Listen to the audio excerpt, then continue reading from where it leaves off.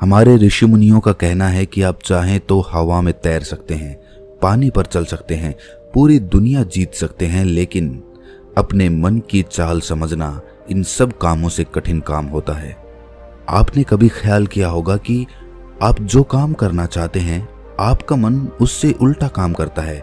उदाहरण के लिए, अगर आप सिगरेट पीना छोड़ना चाहते हैं, आप खुद से दृढ़ निश्चय भी लेते हैं, लेकिन कुछ ही समय बाद आपका मन आपको खींचकर वापस उसी सिगरेट के पास लाकर खड़ा कर देता है। और ये बात सिर्फ सिगरेट पर लागू नहीं होती। हमारे जीवन में, हम सब के जीवन में बहुत सारे ऐसे काम होते हैं, ऐसी आदतें होती हैं जिन्हें हम छोड़ना चाहते हैं, लेकिन हम चाहकर भी उन आदतों को छोड़ नहीं पाते हैं। लेकिन अगर हम प्रयास करके अपने मन के दृष्टा बन जाते हैं, उसके साक्षी बन जाते हैं, तो हम अपने मन की चाल को पकड़ सकते हैं। और अगर एक बार हमें अपने मन की चाल पकड़ में आ जाए तो फिर हम कोई भी आदत छोड़ सकते हैं, या फिर इसके उलट कोई भी आदत अपना सकते हैं, जैसे कि ब्रह्म मुहूर्त में उठने की, या फिर कोई भी ऐसा काम जिसे करने में हमें आलस्य आता है, क्योंकि हमारी आदतों के पीछे मूलभूत बिंदु हमारा मन ही होता है और हम उसे ही नज़रअंदाज करके चलते रहते हैं और बाद में पछताने के सिवाय हमारे पास कोई चारा नहीं बचता। आज की जो बोध कहानी मैं आपको सुनाने जा रहा हूँ, उसमें आपको कुछ ऐसे तरीके पता चलेंगे जिससे कि आप अपने मन की चाल को भली भांति पकड़ सकते हैं, उसको जान सकते हैं, उसका निरीक्षण कर सकते हैं और उसके बाद अपनी आदतों में बदलाव कर सकते हैं। एक बार एक वाचाल शिष्य एक गुरु के आश्रम में शिक्षा ग्रहण करने के लिए आया हुआ था। वो शिष्य अपने गुरु की बात कम सुनता था, लेकिन अपनी बात बताने में वो बहुत उत्सुक रहता था। एक दिन गुरु ध्यान पर चर्चा कर रहे थे। ध्यान किस प्रकार किया जाता है और ध्यान का क्या महत्व होता है, इसी पर चर्चा चल रही थी। आश्रम के सभी शिष्य मौन होकर अपने गुरु की बातों को सुन रहे थे। गुरु उनको समझा रहे थे कि आप किसी भी प्रकार का ध्यान करते हो, लेकिन ध्यान की गहराइयों में जाने के लिए आपको अपने मन के अंदर प्रेम जागृत करना होगा। ध्यान करते समय आपको निरंतर अपने मन का निरीक्षण करना होगा कि आपके मन के अंदर किस प्रकार के विचार आते हैं। गुरु अपनी बात पूरी कर पाते इससे पहले ही वो वाचाल शिष्य बीच में ही बोल पड़ा। उसने कहा, गुरुजी, मैं बहुत दिनों से अपने मन का निरीक्षण कर रहा हूँ। मैं हर आने जाने वाले विचार को बड़ी गहराई से देखता हूँ, समझता हूँ, लेकिन उसके बावजूद मेरे मन की आदतों में कुछ बदलाव नहीं आ रहा है। मैं अक्सर सुबह देरी से उठता हूँ और रोज रात को मैं यही सोचकर सोता हूँ कि मैं सुबह जल्दी उठूंगा, जल्दी उठकर ध्यान करूंगा, अपने मन का निरीक्षण करूंगा, लेकिन मैं ये कर नहीं पाता हूँ। मैंने अपने साथी शिष्यों से भी इस बारे में चर्चा की, लेकिन उनके पास भी इसका कोई जवाब नहीं है। इस आश्रम में कोई एक दूसरे से बात ही नहीं करना चाहता। सब लोग चुपचाप रहते हैं, कोई चर्चा नहीं होती। ऐसे हम अपने मन को कैसे समझ पाएंगे, उसका निरीक्षण कैसे कर पाएंगे? जब तक हम अपने मन के विचारों का, अपने मन की आदतों का एक दूसरे के सामने जिक्र नहीं करेंगे, उसकी चर्चा नहीं करेंगे, उस पर बहस नहीं करेंगे, तब तक हम चुप रहकर अपने मन को कैसे समझ पाएंगे? कृपया करके इन सभी शिष्यों को समझाने की कृपा करें कि कम से कम एक दूसरे से अपने मन की बात साझा तो करें। उनके मन में क्या विचार चलते हैं, ध्यान में उनके अंदर क्या बदलाव आता है, वो क्या महसूस करते हैं ध्यान करते वक्त। कम से कम आश्रम में इन बातों की तो चर्चा होनी चाहिए। गुरु ने उस वाचाल शिष्य से पूछा कि तुम दूसरों के मन की बात क्यों जानना चाहते हो? उससे तुम्हारा क्या फायदा होगा? क्या तुम्हें आत्मनिरीक्षण करने के लिए दूसरे के मन के विचार जानना जरूरी है? उनके मन में क्या चलता है, इससे तुम्हारा क्या फायदा होगा? क्या तुम मुझे इस बात का उत्तर दे सकते हो? वाचाल शिष्य ने अपने गुरु से इस प्रकार के उत्तर की अपेक्षा नहीं की थी। उसने सोचा कि बात तो गुरुजी ठीक कह रहे हैं, इससे मेरा क्या फायदा होगा? अगर मैं दूसरे के मन की बात जान भी लूंगा या फिर दूसरों के सामने अपने मन की बात बता भी दूंगा, तो उससे मेरा क्या फायदा होगा? क्या मैं अपने मन को समझ पाऊंगा? वो वाचाल शिष्य अपने ही द्वारा किए गए प्रश्न में उलझ चुका था। उसके पास इसका कोई उत्तर नहीं था, लेकिन फिर भी उसने दूसरे शिष्यों के सामने अपनी बात को ऊंचा दिखाने के लिए गुरुजी से कहा कि गुरुजी, अगर हमें ये पता चल जाएगा कि दूसरे के मन में क्या विचार चलते हैं और उन विचारों का वो ध्यान में जाकर किस प्रकार निरीक्षण करते हैं, तो इससे तो हमें भी ध्यान लगाने में आसानी रहेगी। हम भी अपने ध्यान में उसी प्रकार अपने विचारों का निरीक्षण कर पाएंगे, अपने मन को समझ पाएंगे। क्या आपको नहीं लगता कि गहरा ध्यान लगाने के लिए किन बातों का ध्यान रखा जाए, किस प्रकार अपने मन का निरीक्षण किया जाए, इस बात की चर्चा करने से दूसरे शिष्यों का भी भला हो सकता है। गुरुजी ने उससे पूछा कि मान लो कोई शिष्य गहरा ध्यान लगा पाता है और अगर वो तुम्हें अपनी मनोदशा बता भी दे कि किस प्रकार वो अपने मन का निरीक्षण करता है, अपने विचारों का निरीक्षण करता है, तो तुम्हें क्या लगता है कि ये जानकर तुम भी गहरे ध्यान में उतर पाओगे? अगर तुम ऐसा सोच रहे हो तो मैं तुम्हें एक बात बता दूं कि तुम अपने ही मन के बनाए हुए जाल में खुद फंस जाओगे। अगर तुम्हें कोई ऐसी प्रक्रिया पता चल गई कि गहरे ध्यान में किस प्रकार प्रवेश किया जाता है, तो तुम्हारा मन उसी प्रक्रिया का अनुसरण करने की कोशिश करेगा। तुम वर्तमान में उपस्थित होकर अपनी मनोदशा नहीं समझ पाओगे, बल्कि तुम्हारा मन तो उस प्रक्रिया के विचारों में उलझा रहेगा। तुमने अपने मन को एक काम दे दिया करने के लिए और तुम्हारा मन उसी काम को करता रहेगा। तुम भी उस काम में सम्मिलित हो जाओगे, तो तुम अपने मन का निरीक्षण किस प्रकार कर पाओगे?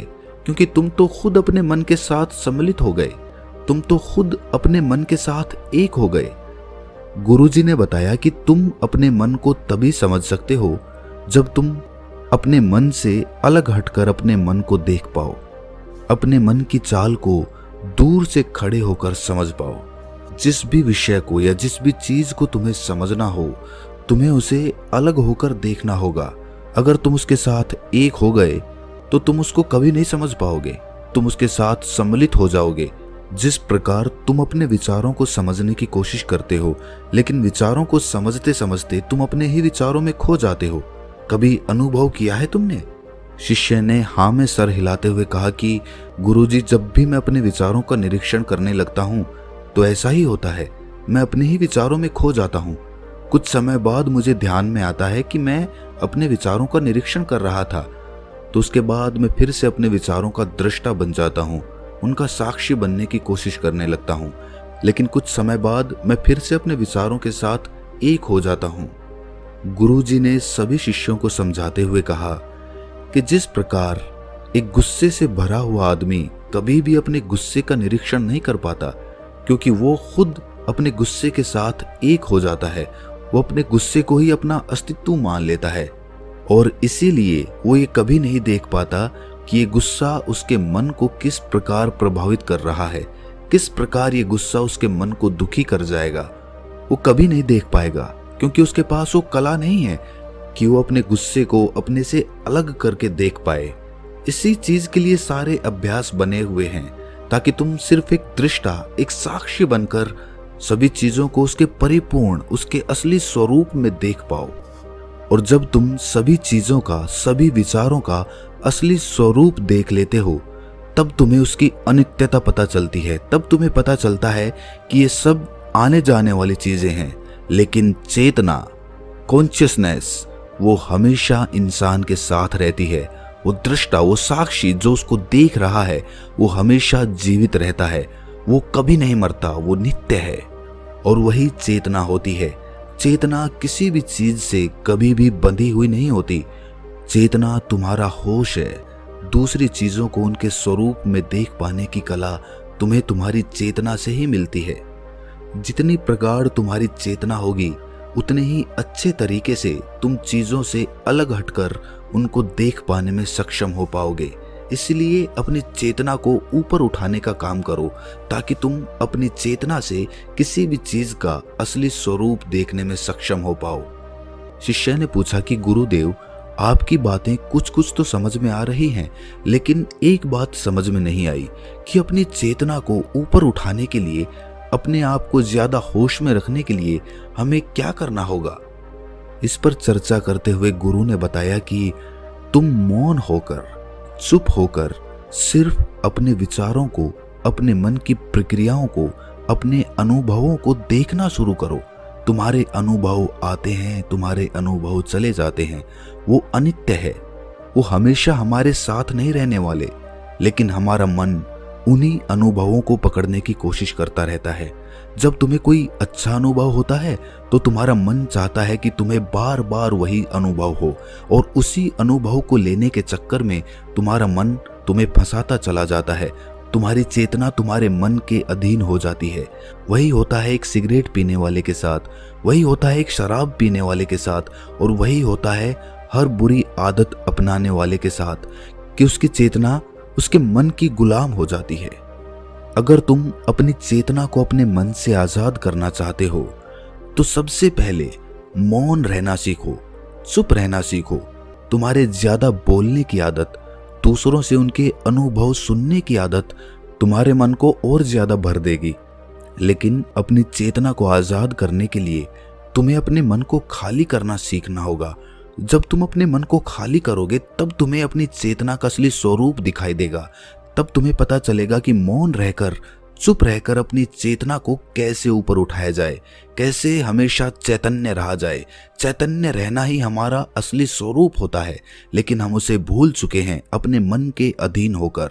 इसीलिए अपनी चेतना को अपने मन से छुटकारा दिलाना होगा। इसके लिए तुम चुप रहकर अपने मन के विचारों को देखना शुरू करो, उसके अनुभवों को महसूस करना शुरू करो।